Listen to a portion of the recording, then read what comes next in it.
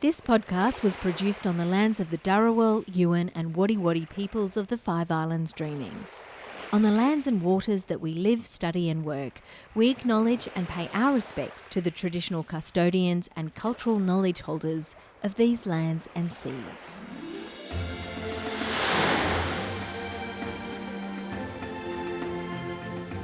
Hello and welcome back to Negotiating the Ocean, an ocean equity podcast by the Australian National Centre for Ocean Resources and Security, ANCORS, at the University of Wollongong. I'm Jennifer Macy. And I'm Ina Tesna von Wysocki. Welcome back to our video podcast series, co-produced with the University of Aberdeen and 3Bio. In our third episode, Anchoring the Framework, Interaction Between Treaty Systems, we're talking about the clearinghouse mechanism for the new BB&J Treaty. But these data platforms where ocean information can be submitted and shared already exists in various forms. So today, we're going to talk about how this new clearinghouse mechanism could be designed and also how it could interact with already existing data infrastructures in the ocean governance landscape. But this clearinghouse mechanism doesn't exist yet, does it? No, that's correct. It's still under discussion. It's still being developed. But what we know is that it will serve as the centralized data platform, and it is very relevant for all the pillars of the agreement. So the panellists that we've invited today are all experts in this area, like Marcel Jaspers, Professor of Chemistry at the University of Aberdeen in Scotland. Amber Hartmann-Scholz from the Leibniz Institute, DSMZ, the German collection for microorganisms and cell cultures. Julia Schütz-Weger, Visiting Fellow in the Ocean Voices Programme, University of Edinburgh, and PhD candidate at the Nova University Lisbon. And Vanessa Lopez, marine scientist from Cabo Verde and a PhD candidate at the University of Edinburgh with the Ocean Voices Programme. Hi, everyone, and welcome to the podcast. So in the previous episodes, we talked a little bit about the history of BB&J, the emergence of the treaty, and also what's new with this new agreement and what this means for the stakeholders. And today, we're going to go a little bit into the nitty-gritty of the clearinghouse mechanism and also how this relates to other instruments, frameworks, and bodies that are also looking into marine genetic resources and digital sequence information. So we're going to start with Marcel. Maybe you can share with our audience what the BB clearinghouse mechanism seeks to do and also what the functions of the BB clearinghouse mechanism are supposed to be when it comes to access and benefit sharing of marine genetic resources. Wow, that's a big question. First, let me introduce myself just briefly. My name is Marcel Jaspers. I'm Professor of Chemistry at the University of Aberdeen in Scotland. And I've been working on utilizing MGRs for potential drugs over the last 30 years or so. And I've been involved in the BB&J process for the last 10 years or more. So the question's a big one because the clearinghouse mechanism is supposed to be this massive thing that does everything. So I'm just going to concentrate on the elements that relate to marine genetic resources because that's what I know about compared to area-based management tools and all the other things that are equally interesting. So it seeks to do quite a few things, but in terms of MGRs, it seeks to do a few things at the beginning. So this idea is that at the beginning, you might want to go out on a research cruise. You might have applied for funding, and then over time, you got the money to go on a cruise. And then 6 months before you go, you're supposed to notify the clearinghouse mechanism with a bunch of information, things like what is the purpose of your research cruise, where are you going to go, how long you're going to go for, etc. And the purpose of that is twofold, I think. One is to let people know that you're going somewhere, and if they want to join your cruise, perhaps as a researcher from another country, they might be able to join you. And the second is to make sure that you can coordinate your research globally so that it's not just everybody going to the same place yet again, which often happens in research cruises. At the point when you've filed that information, it's available in the clearinghouse. If you want to make any changes, you can do that up to the day of the cruise, basically as soon as possible. Before the cruise, you should notify that you've made some changes to your research plan, let's say. And none of this is unusual. So this is pretty much what a research cruise does anyway. You have a research plan, you say what you're going to do, what equipment you're going to use, and where you're going to go. Just making that information public in a standardized format. At that point, the clearinghouse mechanism gives you something. It gives you something back called the BB&J Standardized Batch Identifier, which is a new concept in this biodiversity law. And that number, whenever you do any collections or anything comes from the seafloor, that number attaches itself to all the materials that are collected. And that then follows the materials through the system. It's a single number per research cruise. So there's still some questions about whether or not it is perhaps for separate projects on a research cruise, but that's a separate discussion, I think. The point is that number, that identifier, sticks with the material. So as the material goes through the research process, for instance, it's on the ship, it has that number on the sample, but the sample may also have its own number. So it may already have a mechanism that, say, for instance, the National Oceanography Centre in Southampton will have a mechanism for recording its data, but on top of that will be this identifier as well, which is something akin to a research cruise number that already exists. That number then goes with the sample, so when it's deposited in a museum or a collection of some kind, that number will stick with it, and then somebody accesses that material and wants to use it for research.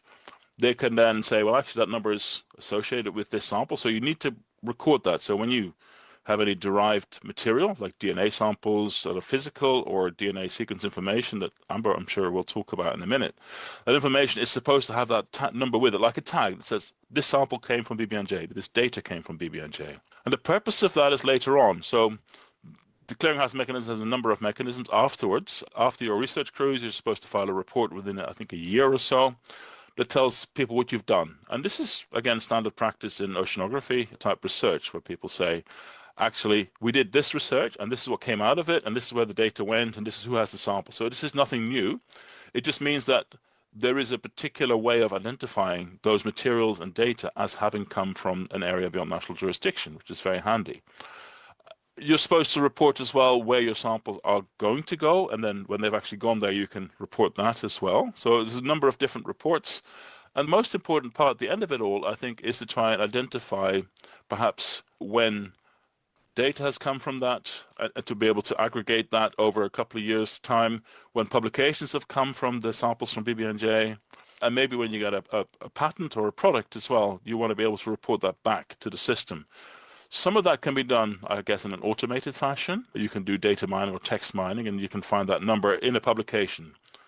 And for that, we need to talk to the publishers, essentially to say, actually, we need to say, this identifier is something that needs to be included in each publication that covers research done on marine genetic resources.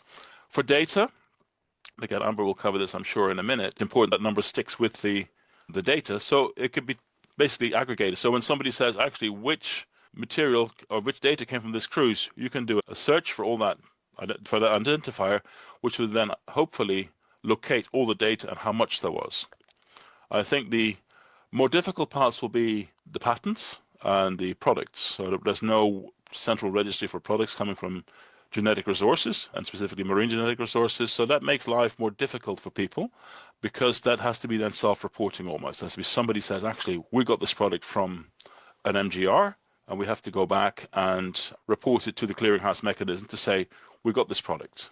And eventually, Access and Benefit Sharing Committee will decide on a mechanism by which you can use that information that's gathered as this sort of post-collection or post-collection information. You would get that information, gather it up, and say, actually, this is how much activity is going on, and decide on a way the benefits should be shared based on that. And that's going to be something that has to be decided still, maybe COP1, COP2, when it starts to happen. I think it'll be interesting to see how that goes, but in essence, it's nothing new, this identifier. It is something that is just going to be standardized globally, which makes it more useful. And the outcome of it will be, I'm hoping, better coordinated research in the deep sea. It'll be better cooperation, I hope. It means that the data that we get will hopefully be reported in a standardized fashion, that we have the same information for each research cruise and the samples that come out of it. And that's helpful, because when you see data reported in the same way, then you can compare it and collate it and use it for that purpose. I'm going to stop there and let Amber speak. Thanks, Marcel. I have a question for Amber about data. So what types of data are we talking about when it comes to the clearinghouse mechanism? So what types of data does the clearinghouse mechanism need to store? And also, what are the examples of databases that can be linked to that clearinghouse mechanism? So essentially, what will we need to build new versus where can existing data infrastructures be used? Great question. And I think we have treaty text that tells us a lot, and then we have a lot of unknown or uncharted waters that we have to get through to figure that out. And I think science can be really useful in saying, okay, this is how we generally do things, and then policymakers can uptake those and build off of those. Maybe let me introduce myself first. My name is Amber Hartmann Schultz. I'm based at the Leibniz Institute DSMZ, which is the German collection for microorganisms and cell cultures. And we are one of the world's most biologically diverse microbial collections. So you can think of it like a museum or a botanical garden, but for microbes, for the invisible stuff. And in comparison to museums, and in particular museums, but also the stored parts of botanical collections, everything that we have is still alive. So our microbes can still be put into different kinds of broths and be grown up and made alive again, basically. My work really focuses on access and benefit sharing. So our collection, because we have stuff in the collection from coming up on 100 different countries, we've many years now been very focused on access and benefit sharing and compliance with the Nagoya Protocol and the principles of the Convention on Biological Diversity. So your question was, what kind of information does the clearinghouse have? And I think it's really important to say that it has like metadata. It has the architecture of understanding where high seas research is being done, particularly research on marine genetic resources and digital sequence information. What the clearinghouse is not trying to do is to reinvent the scientific infrastructure. So throughout treaty text, through in particular Article 12, what the scientific community is being asked to do is to say, hey, there's a cruise going out, and these are some of necessary and important information about the fact that this cruise is going, where it's going. Then when you come back to shore, this is the set we have available. And then the information you can imagine as being the information, first of all, about the cruise, and then this is where this stuff is held, either in a digital or in a physical sense. So these are the collections that have marine genetic resources available. These are the collections or databases that have digital sequence information available. But the clearinghouse mechanism is not supposed to hold DNA data in its raw format. Why? Because we already spend tens of millions of dollars building high-tech infrastructures that do that. And the same thing with collections. You wouldn't want to reinvent the wheel. That architecture, that infrastructure is there.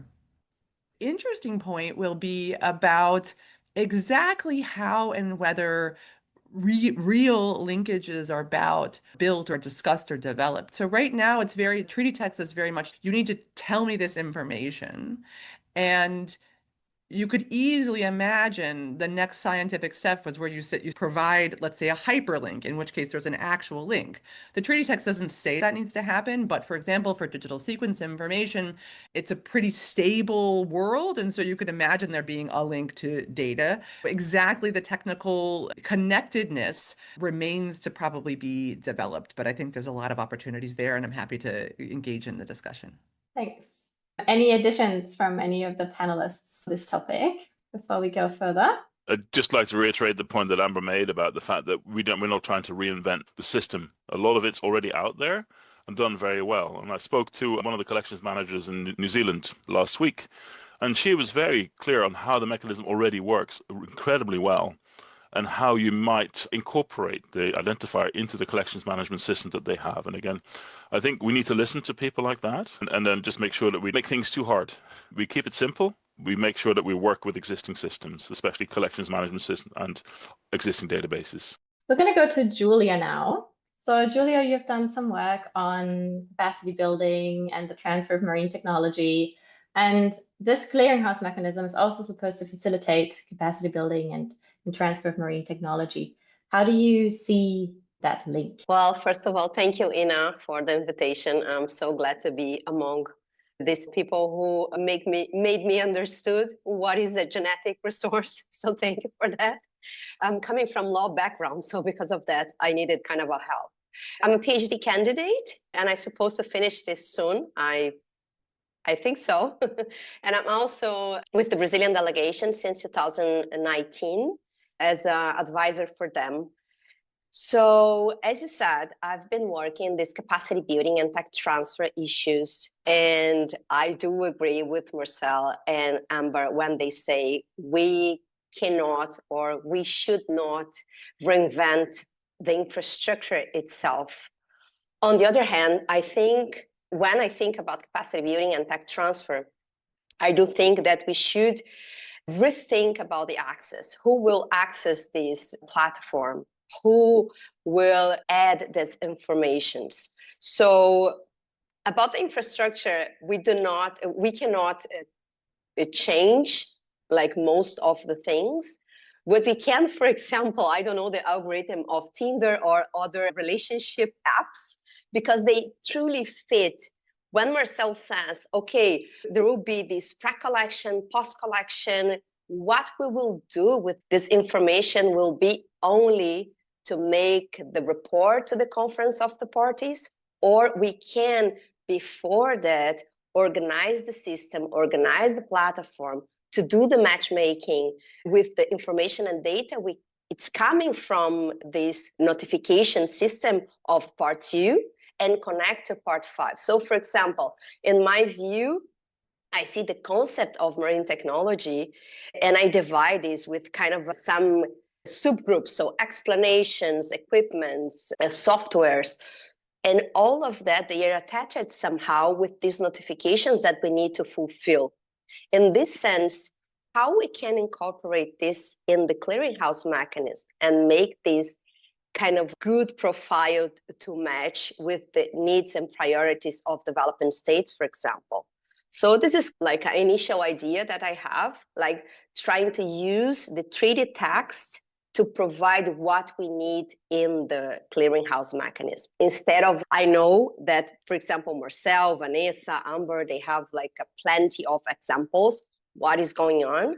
But on the other hand, I think the BBNJ, it's giving us the opportunity with better language that can probably give us more equity and more interaction between MGR part and the means of implementation, which means capacity building and tech transfer.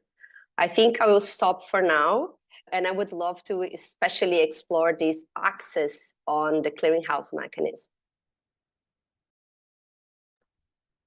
Yeah, exactly. And no, Julia pointed out something extremely important that I overlooked in or didn't mention in like the information that's in there. Perhaps one of the most innovative and central parts of the clearinghouse mechanism is the requirement that research cruises going out into the high seas also make any berths or any spots available on a research cruise known in the clearinghouse mechanism, so that scientists working in low and middle income countries can take advantage of those. And this goes to like one of the fundamental inequities in high seas research, which is that it's expensive to get out there and do research. And so that means that almost exclusively scientists from institutes that are in high income countries have been out to the high seas. Now, that doesn't mean that there haven't been scientists from low and middle income countries out in the high seas, because of course science is very international. So you have many researchers from all over the world that have been, but yet this fundamental principle that you want to not just wait until a researcher is working at the Alfred Wegener Institute for Polar Research here in Germany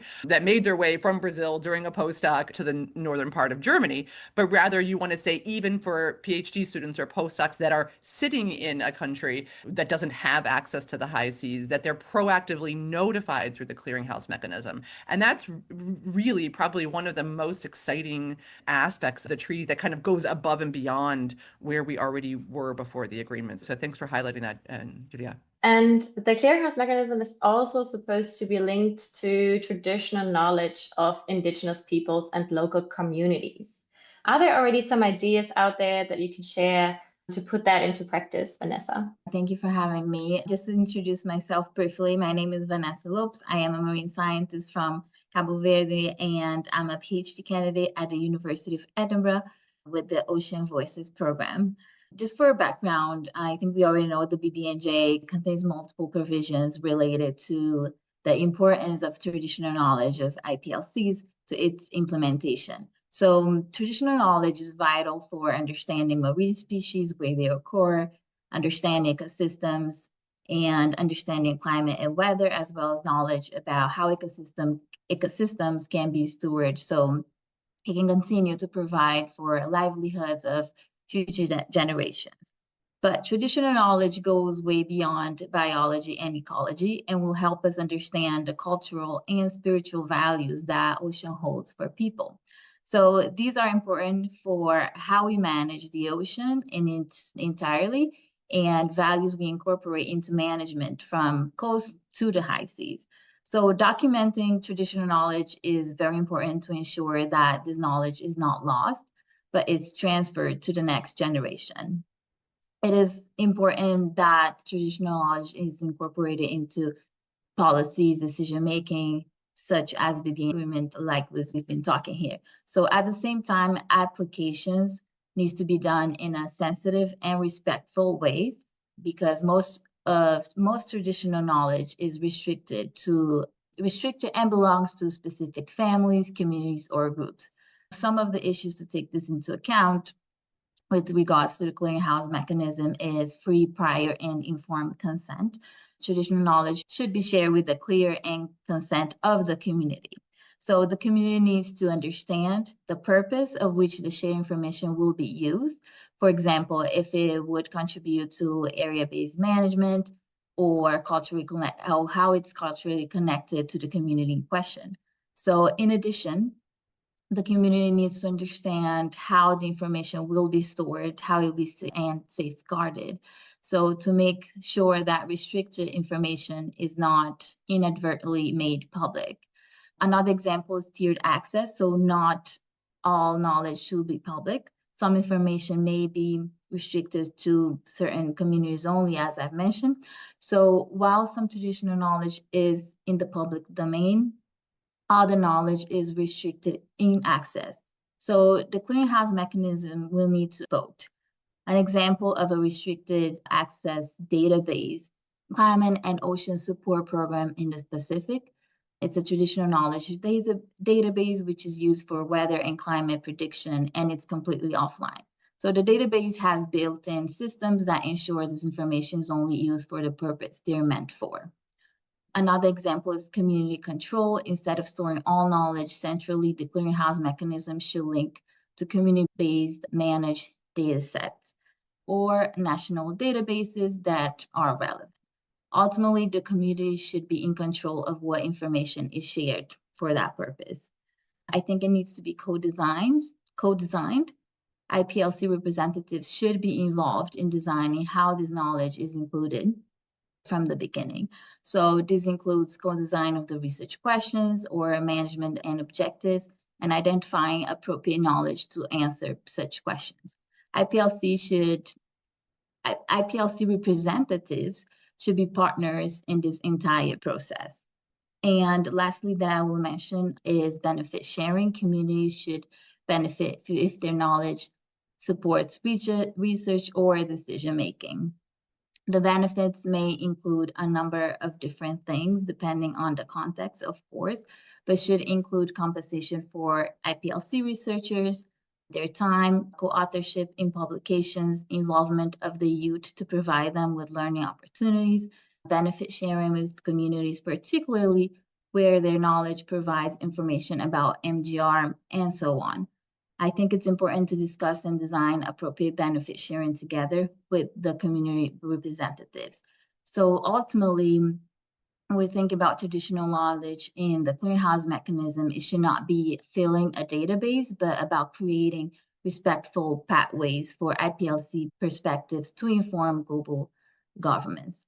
I think this means that designing clearinghouse mechanism is just not a technical system, a socially just, culturally aware, co-governed platform.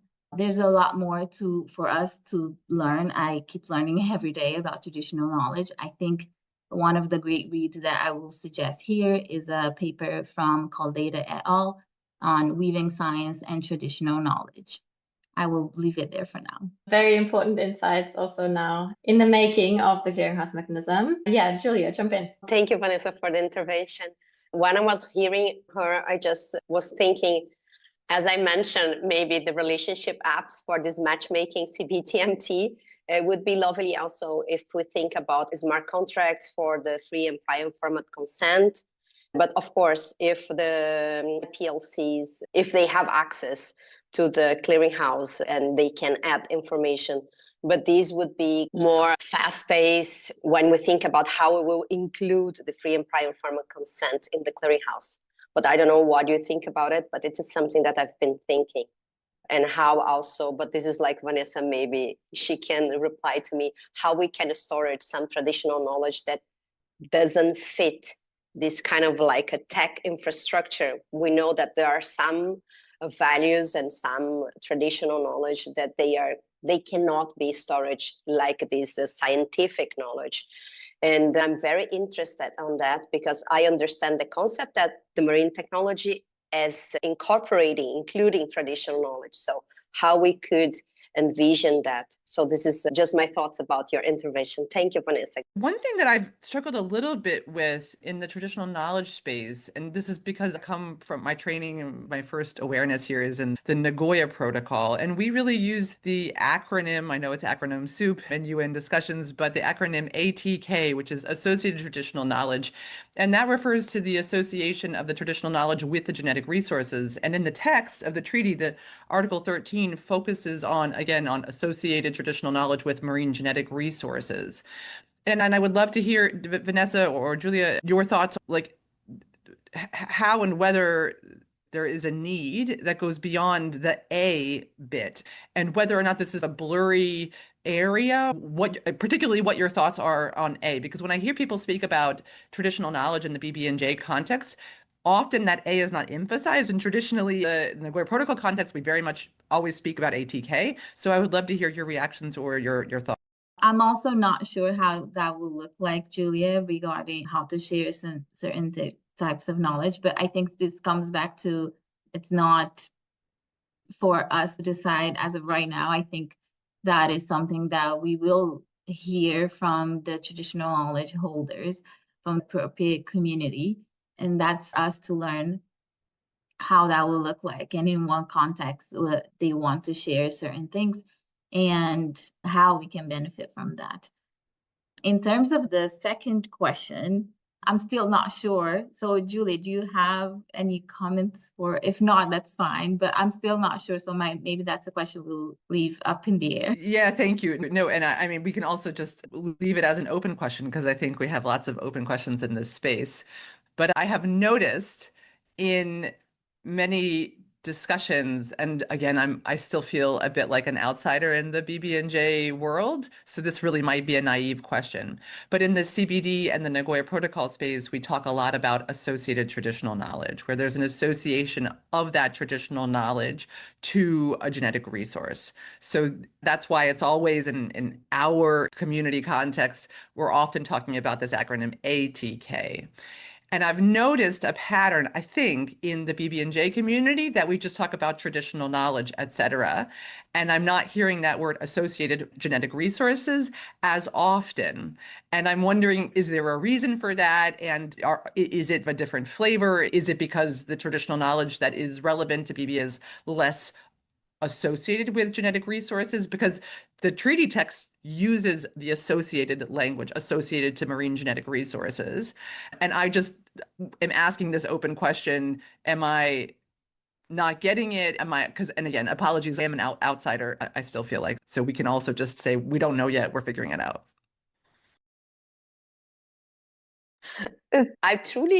I'm sorry for that, but I truly don't know. But I think it's just because like my feeling when I see the treaty text, they try just like to update every treaty, like a new treaty. So maybe just to encompass like a broader view, but I'm not sure. Yeah, okay, we'll put it on our to-do list then to have some more conversations when we see each other again. Yeah. I think if I might just jump in really briefly, I think it's not that it's not related or to MGR specifically. I think the way we incorporate traditional knowledge, we're still figuring a lot of things out. So clearinghouse mechanism is one of them. So we're not sure how that will look like. And there are things that still need to be decided. I think ultimately, once we know how we're going to be integrating that, in what ways, what type of knowledge we are going to have access to or not. And once we'll start hearing more from the traditional knowledge holders on how that sharing will look like, I think we'll understand more. But I think it's just one of those things that they're still up in the air as of now of how that knowledge will be shared. So we'll have to wait a little bit. Just going to throw in another topic that is not decided yet and very much still under discussion, and it goes to Amber. And we're talking about links to existing clearinghouse mechanisms or other gene banks or repositories and databases. Could you give some examples of those and how they could be linked to the BB&J clearinghouse mechanism? Probably if I was a negotiator, I would say whether and if and how. Yeah, to carve out space for their work. So the cool thing about science is that we have not missed the digital age. So we have a lot of things on the internet, and that includes, for example, the microbes that are stored here at the DSMZ, the Roscoff collection in France, which also has a number of microbes from the high seas, as we do as well. And we have digital catalogs that says this bacteria or this virus is available. And that's increasingly true also of botanical collections and museums, although I would say maybe, although I'm biased, of course, as a microbiologist, that's something that's a much bigger and therefore slower process because museum collections often have tens of millions of items and their digitalization is still very much a work in progress. But the point being that for a good number of MGR, it is likely that you will have an online link to that thing, to that physical biological thing. And then in the case of digital sequence information, in fact, it's a requirement that it has to be in an online thing for basically to exist for the scientific community. And those are stored primarily or in the very beginning of the value chain in large open access databases, and then can be transformed into further secondary or downstream databases. And again, there's hyperlinks, if you will, on the internet that make that available. All of that, they're often, less in the collection space, but in the data side of things, what we call in the treaty digital sequence information. There's also back-end infrastructure to those things, meaning that a database has not only a hyperlink, like a website address, okay, there's a piece of DNA stored here, but also like an advanced programmer interface, an API, in which another technological infrastructure can connect to it in an automated way. And so what remains to be discussed, but which would be certainly of interest for efficiency, is to what extent you want to establish in the clearinghouse mechanism a push versus a pull technological collection. So, for example, some of the national legislation, including the draft legislation that's introduced here in Germany, has this idea that you would, as a user, report to your national authority, I have a piece of DSI, it's in this database, here's the hyperlink, and then my national authority then goes and puts that in the clearinghouse mechanism. That doesn't seem amazingly efficient in a digital age, especially where we might have tens of thousands or even millions of sequences. That sort of push mechanism, right? And whether or not a national authority needs to be in the middle or whether or not a user could directly go into the clearinghouse is another question, but I'm just giving the perspective on the German implementation. The pull opportunity would basically be to say, if a batch identifier exists in a metadata field, the smart tech-savvy clearinghouse mechanism says, aha, batch identifier exists because it's talking to the API, to the backend infrastructure, and it pulls that data into the clearinghouse mechanism and says, look how smart I am. I automatically pull data out of this database and I can give you an inventory of everything there is. That option seems a lot more efficient to me personally and more compatible with where science is and how it evolves and the high throughput nature of modern biological science, than the push mechanism. And particularly in resource limited settings, it's a lot more efficient for a machine to pull something out of a database than it is for a human to march through that process and enter things into a table online or whatever. So I guess those are those linkages that remain to be discussed.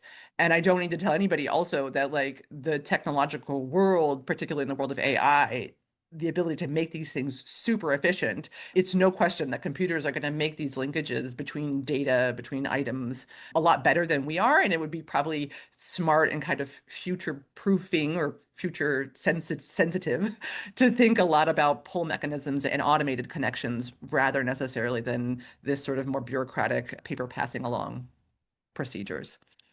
But I would caveat all of that with to say this is something that the parties will have the responsibilities to decide. It's interesting, Amber. It's exactly that is the interaction between all these databases. So one of the things that I think is, from my perspective, because of the work that I do, is how far does the identifier travel along the discovery pipeline, let's say? Does it go all the way to chemical databases as well? And are the communities there aware of what's going on here? It's important because some of these things are the valuable products. Often, if you want at the end, it's the small molecules or whatever, or the proteins that are important.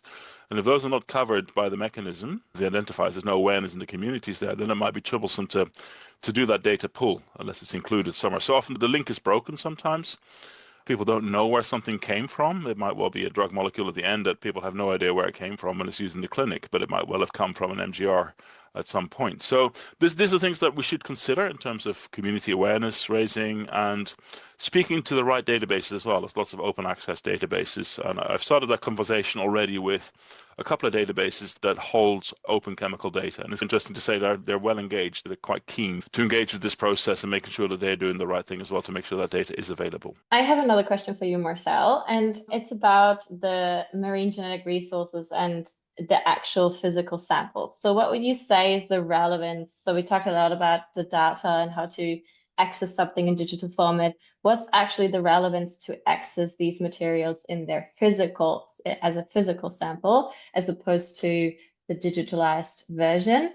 And how does the clearinghouse mechanism deal with this? From my perspective, most of the work that I used to do was on invertebrates. So I had to I got an invertebrate, I got the chemistry out of that, and I tested it against diseases. So that was the thing. I wasn't actually looking at the genetics at all. I was looking at the DNA.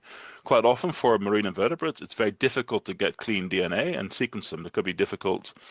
There might be symbiotic organisms living in there that causing trouble with the sequencing process. So for a lot of these things, the physical access to MGR is still important. And what we do then when we have that, for instance, we isolate a protein from it or a small molecule, is we recreate that in the laboratory. So the idea comes from the organism, and then we might make a modification of that compound that becomes say the marketed drug or the marketed enzyme that you might use in industry. So those are important considerations. In terms of DSI, that's really important as well for different reasons. So you might have a microorganism where you can sequence the whole genome, and you might be able to just use that and then use the big databases to figure out what it does. And then you might be able to use it, I don't know, to make your ice cream more smooth because you've got an antifreeze protein in there. Those are the kind of things that people are actually doing. And I love those examples. But the point there is that is easier to read from a microorganism, but for a macroorganism, you still need the whole organism. So I often make the example of if you wanted to modify a plant, you would need the plant itself to modify it, and you would need the genetic information on that plant, both together, because you couldn't recreate a plant.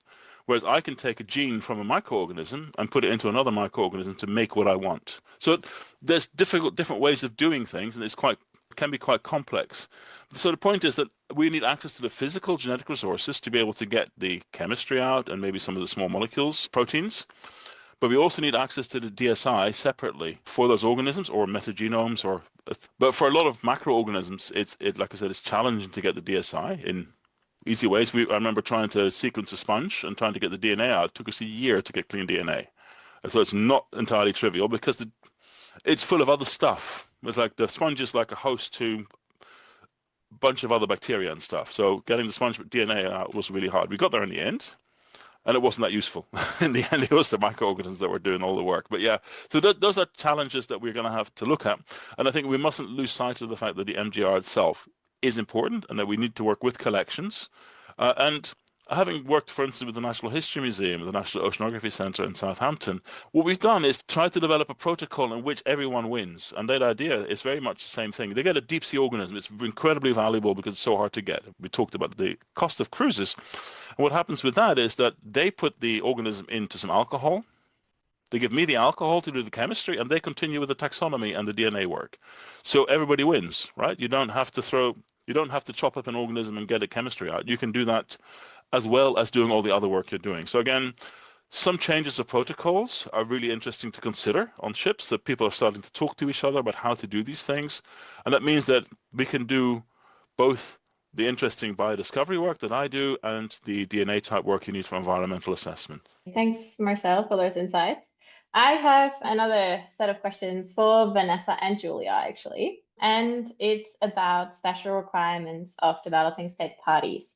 So the BB&J Treaty text says, in the management of the clearinghouse mechanism, full recognition shall be given to the special requirements of developing states parties. How would you envision this could be done? So the BB&J mentions the full recognition of special circumstances of developing state parties and small island developing states. So speaking from a SIDS, small island developing state perspective, so SIDS face, I think we know SIDS face unique social, economic, and environmental vulnerabilities, right? And these are all interconnected, and we can't pay attention to one without the other. So these all need to be considered. So other special circumstances that we face includes geographical size, dependence on the ocean, economy, and economy for our livelihoods, and isolation that very often influences in these things, and the lack of capacity around financial resources, equipment, and people to support research activities and generation of knowledge. So full recognition of these special circumstances could be operationalized in several ways when we're thinking about the clearinghouse mechanism. One of them we already have mentioned here. We heard Marcel speaking about we want this platform, this system to be something very simple. And that's something that I think all of us is thinking about. We hope that this will be user-friendly and easy to navigate and not have a lot of burden. So that way everyone can fully access and use it effectively. We're thinking it should include easy way to find, access information, to use the platform to upload and request information when we need it. Additionally, it is extremely important that this platform provides some system of translation.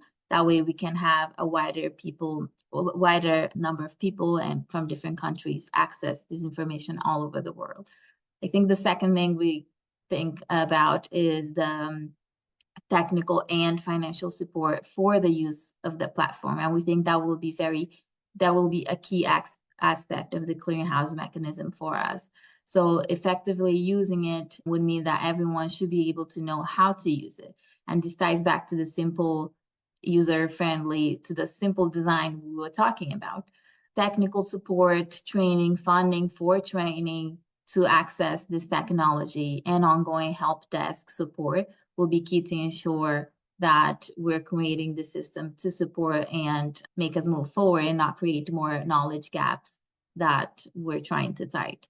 Another one is the matchmaking that we heard Julia talk about, matchmaking for the CBTMT. The clearinghouse mechanism, we're hoping that it can actively match identify needs from SIDS with available funding, training opportunities, and technology. So marine scientific research and monitoring is one of the most critical aspects of the BB&J for many reasons, including that we have ownership and secure sustainable use for our oceans. That ownership of our science is important for us. And we see that clearinghouse mechanism with this matchmaking can facilitate that for us. I think one of the last things I will speak about before passing it to Julia is we heard Amber talking about participating, having different people participate in research activities and crews, etc. So that is one of the most important things for us as well, because it definitely ties back to us having ownership of our own research. So since the clearinghouse mechanism will be publicly publicized upcoming research cruises and marine genetic resource collection, it should ensure the opportunities for participation by scientists from developing states and small island developing states are clearly highlighted and communicated early on. So financial support mechanism could be linked directly to this notification to enable real participation. And by that, I mean by real participation, that partner researchers and institutions identify research opportunities that align with the AOS's, the Alliance of Small Island States Marine Science Declaration, and support local communities, including recruiting and collaborating with local scientists. If you're not familiar with the Marine Science Declaration, that's the declaration from AOSIS on enhancing the marine scientific research. And one of the key components of that is how to enable true partnership, co-design partnerships, co-design research initiatives. So I will leave it there for now, but I'm sure that Julia has more to add. Thank you, Vanessa, for making the hard work and giving me like the easy part. So, well, giving like a more like a legally speaking approach, the full recognition is there for some reasons. Like it's not a binding thing if you do the interpretation of the provision, but on the other hand, the way we understand full recognition will give us this access, this inclusivity, these meaningful participations or not. So when I look at this, which means like full recognition to developing state parties and citizens, I see this as a specific legal safeguard. So how I can translate this asymmetry among states. So for example, I don't know, like my mind always like a system, like connecting everything. So when I look at that, I just see like a profiles for parents and for the kids.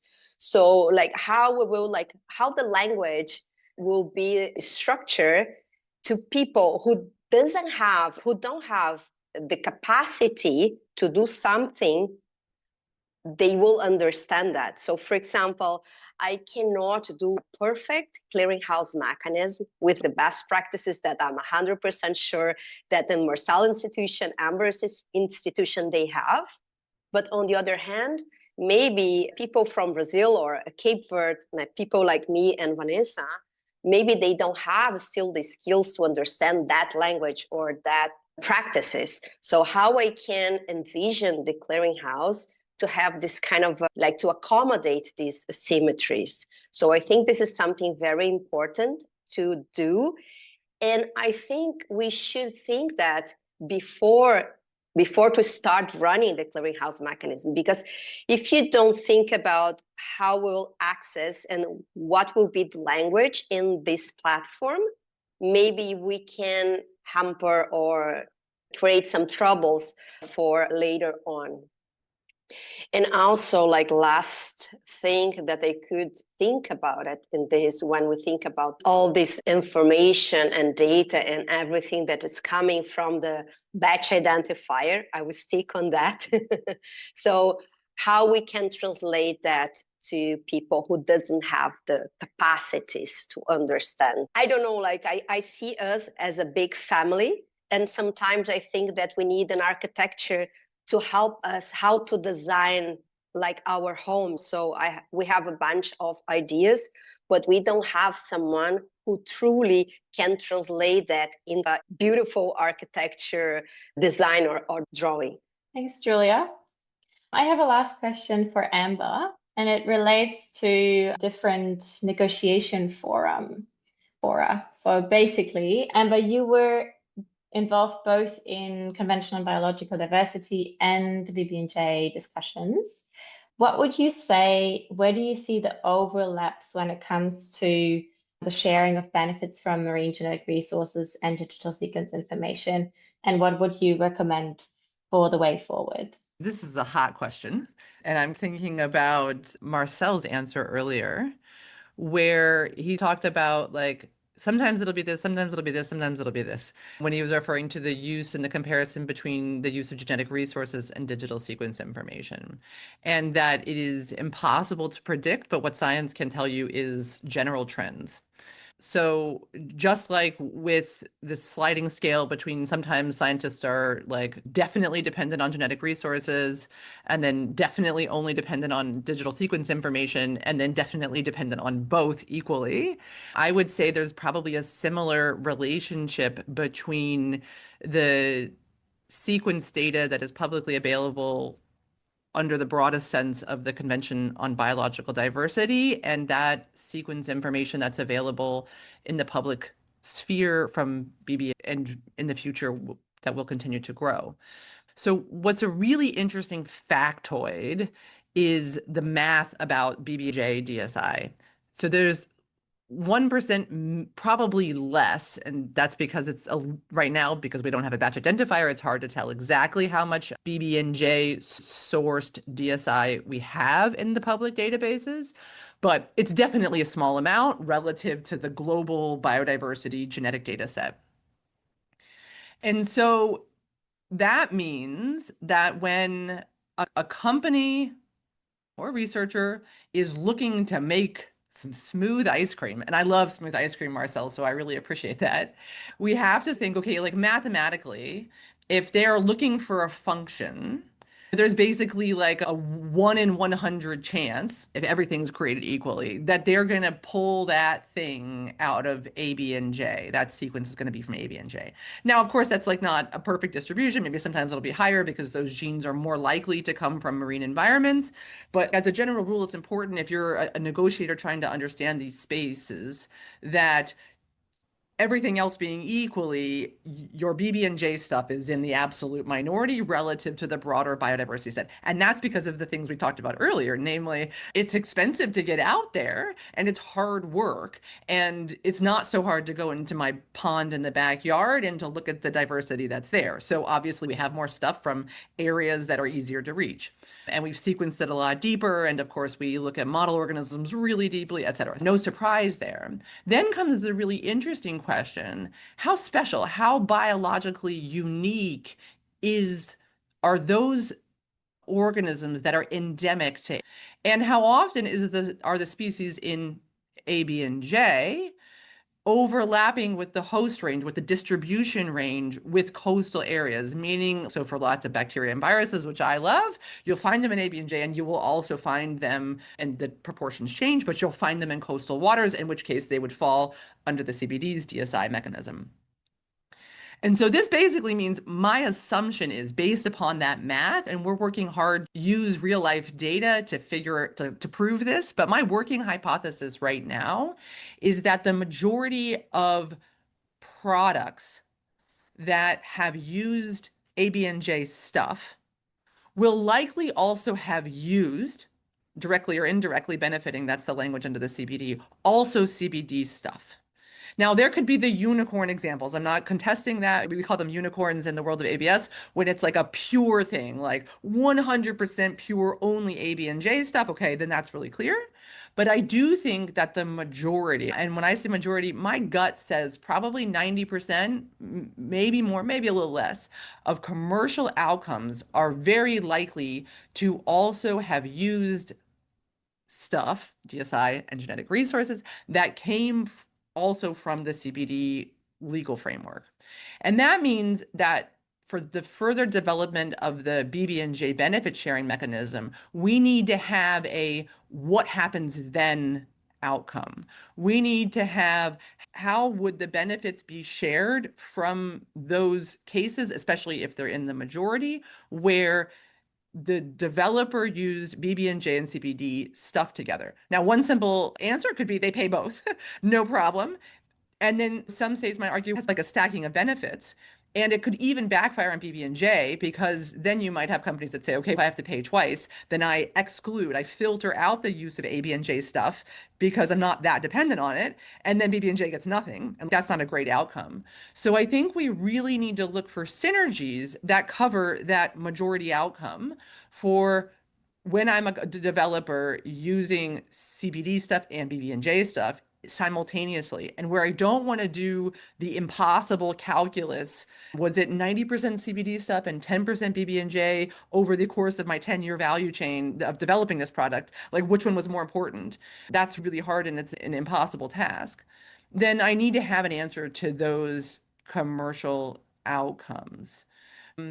And one opportunity that's been floated around, and this was discussed a lot at both COP15 and COP16, is a mutually supportive mechanism where you create a one-stop shop to enable commercial users to pay into fund. And for the CBD, we have established the Cali Fund. And you might say, okay, then you can have one place to accomplish your benefit sharing obligations. And that might actually create mutual supportiveness between both instruments. And there's a lot more thinking and brainstorming and discussions at the higher level that need to be had here, but that's one observation coming out of science is like, what do you do when this happens? Yeah, and I see Marcel, I'm sure he has like lots of other brilliant insights to add on here. I think from my perspective, more exactly what you're saying. It's this complexity that's there. And finding genes in different places. I think it was said brilliantly about 100 years ago by a Dutch microbiologist called Bas Becking. And he said, everything is everywhere, but the environment selects, which is a really good way of thinking about biology, because what it says basically is that you might find, and this is an example from the real world where I know an example. So this is, for instance, a Fijian sponge produces a molecule that's very valuable potentially for drug discovery. And it was difficult to get from the Fijian sponge. And then somebody went to do some work in microbiology in a Hong Kong sewage outlet. And they found the same genes in that particular sewage outlet in Hong Kong as well as the Fijian sponge. So, of course, what you're going to do is you're going to use the gene that comes from that particular jurisdiction rather than Fiji, because it's hard to get the sponge. But what is obviously happening is that the sponge is basically a culture vessel for that particular bacterium that was found in the Hong Kong sewage outflow as well. So things are appearing quite a lot of different places, and that makes that very complex. So again, Amber says a mutually supportive mechanism is essential to make this whole thing work and to make it enable there to be benefits to be shared. Julia. May I? I thank you, Marcel and Amber, for this discussion and interventions. And I don't want to put too much problems here, but I've been thinking, like, coming back this associated traditional knowledge, because like when we see MGR and DSI, we also have MGR and their associated DSI. I do understand the practical implications of these, like where is the DSI going, and if you are using from ABNJ or not. But on the other hand, I do think that somehow we need to rethink how we have been doing things. For example, as a researcher, I've been thinking how I will do this kind of like a fast fashion research. Every day I receive a bunch of emails, a bunch of researchers going on. And on the other hand, I need to readapt myself in this environment. So in this sense, I do think that somehow the industry or the researchers working on MGR, and especially with DSI, they somehow will need to rethink the way they have been doing things. And why I'm saying that? Not because I want to create some troubles, because we have been delivering this benefit sharing framework. And this benefit sharing framework is stewardship equity. So how we can do that? I don't have the answer. As I said, I don't want to create problems. I just think that somehow we need to rearrange a few things. And I support this kind of the couple approach, Amber, just to make you happy. So MGR is one thing and DSI is another one. Julia, you always make me happy, not only because you agree with me, you also make me happy when you disagree with me. That's the best part. But yeah, but it's interesting to see you coming at it from a different angle. I mean, in a different sort of training or technical training, but yet coming to it from the same or coming to the same conclusion. Yeah. I'm going to give you a last minute each to have a bit of a final reflection, maybe a bit of your hopes for the clearinghouse mechanism and how it relates to other bodies and how it links to other mechanisms and frameworks. And yeah, what would be your hope in designing this so that it works? And we'll go to Marcel first. I think keep it simple, the mechanism, and build it up in stages. Don't expect to build an entire clearinghouse mechanism all at once. And as Julia says, make it inclusive and make it accessible to those people who are working in low bandwidth and different types of environments. So yeah, keep it simple. And Vanessa? I couldn't agree more. Yes, keep it simple. I would also think about long-term financing so that we can continue to ensure that technical capacity is supported, so we can use the platform and maintain the platform long-term. I think standardized data sets shareable. That way we can share information that is compatible across systems.